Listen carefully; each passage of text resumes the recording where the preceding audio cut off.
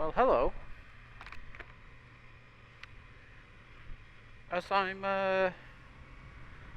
pretty sure the more astute people would be able to realise, I I'm not on a CB500X. I know that's weird, isn't it? So I talked about doing my full license, and well, I did it.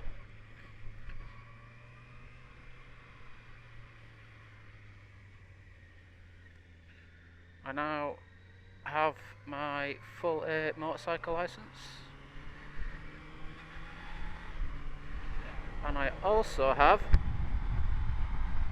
this beautiful CBR 650R.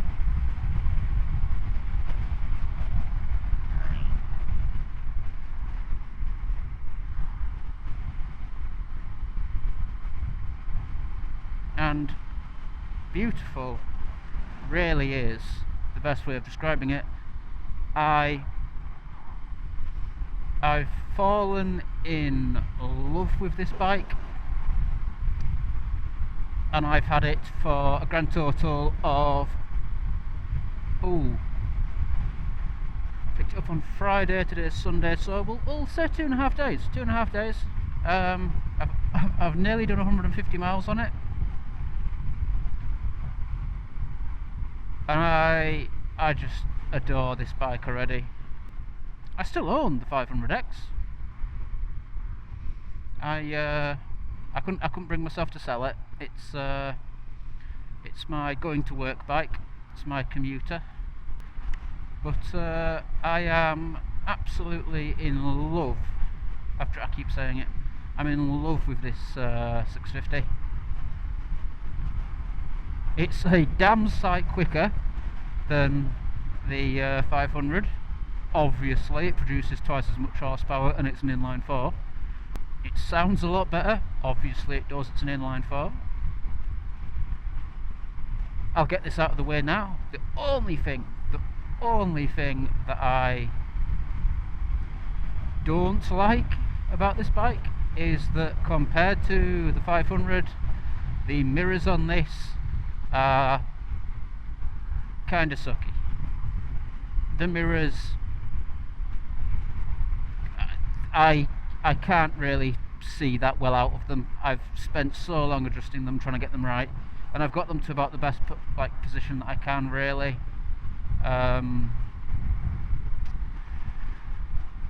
Yeah, I just have to be a bit more proactive with my shoulder checks, with looking about. Another thing that I absolutely adore is the E-clutch. Now, the E-clutch is definitely something new. It's definitely a new experience.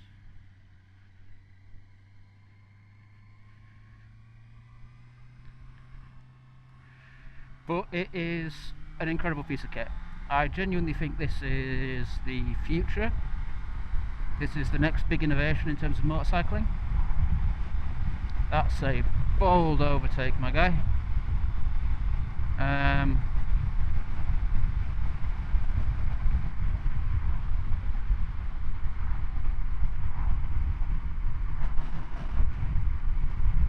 It does. It makes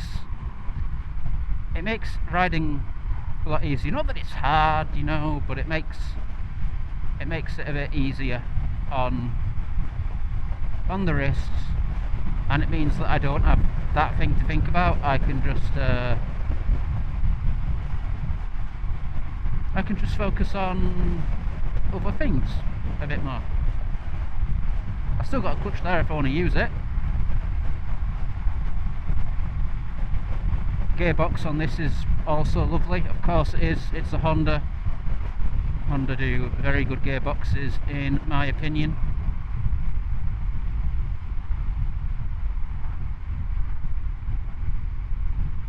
This is just a comparison rant, really.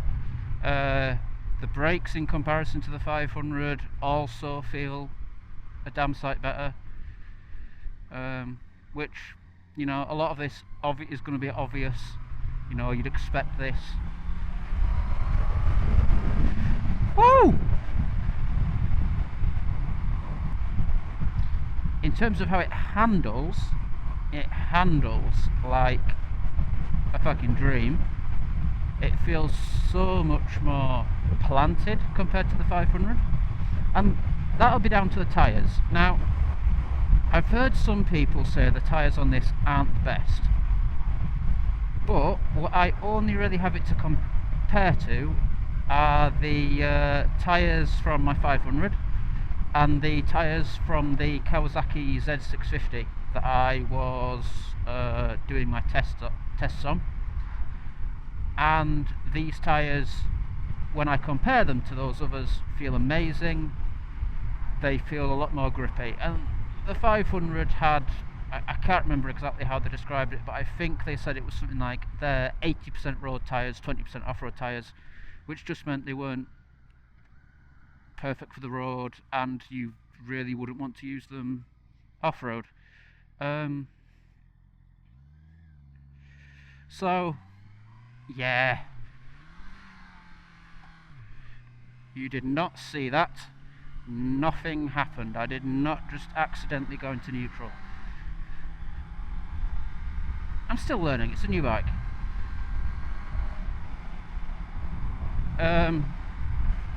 And obviously the handling, well, so obviously the handling on this is a damn sight quicker. I can really throw this thing around compared to the 500.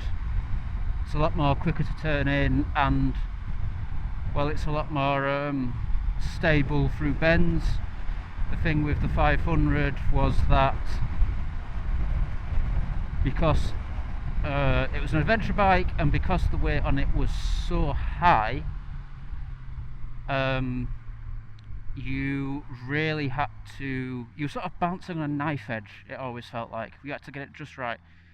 That meant that I've got really good at bouncing on a bike, I want to say. It's probably one of, well, the instructor that I was learning with was saying I'm very good at balancing, I'm very confident at lean and at angle, especially at slow manoeuvres. But because this thing has a lower centre of gravity, and because my weight is further forward, it means that it feels a lot more stable, and it feels a bit more forgiving, I want to say. These are just my initial thoughts. I've just gone over by a few 150 miles.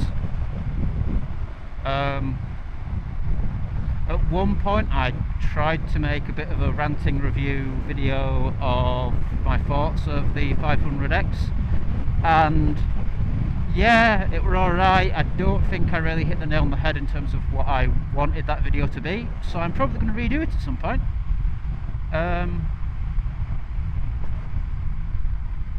But I am going to hold off giving, well, not that I do bike reviews, but everyone when you buy a bike, you wanna infuse about it, you wanna talk about it. But I'm gonna hold off doing like a proper review style video of this. I was torn between getting this and the CB 500R, which is the naked version. I sat on them both.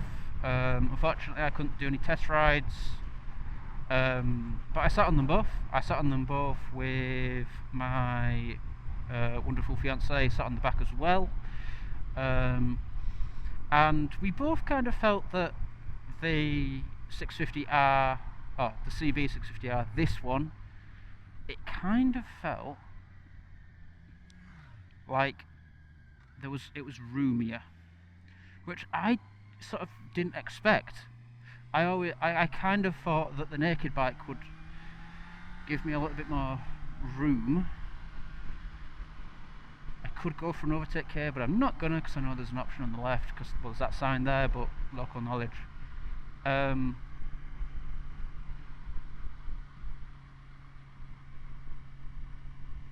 yeah, this bike felt like it had a lot more room. It's a lot more spacey. Not that there's anything wrong with the CB50R. I think it's just my build, my fat bottom, meant that I felt quite squished. The old wedding vegetable felt a bit too snug in that seat. Whereas with this, I think it's just due to the angle I'm at. It feels like I've got a bit more room.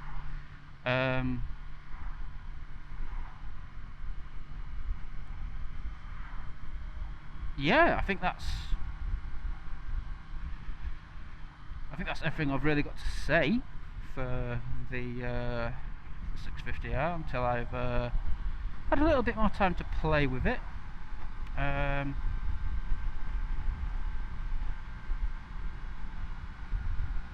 The engine on this is just fucking astounding. Everyone's out. Woo!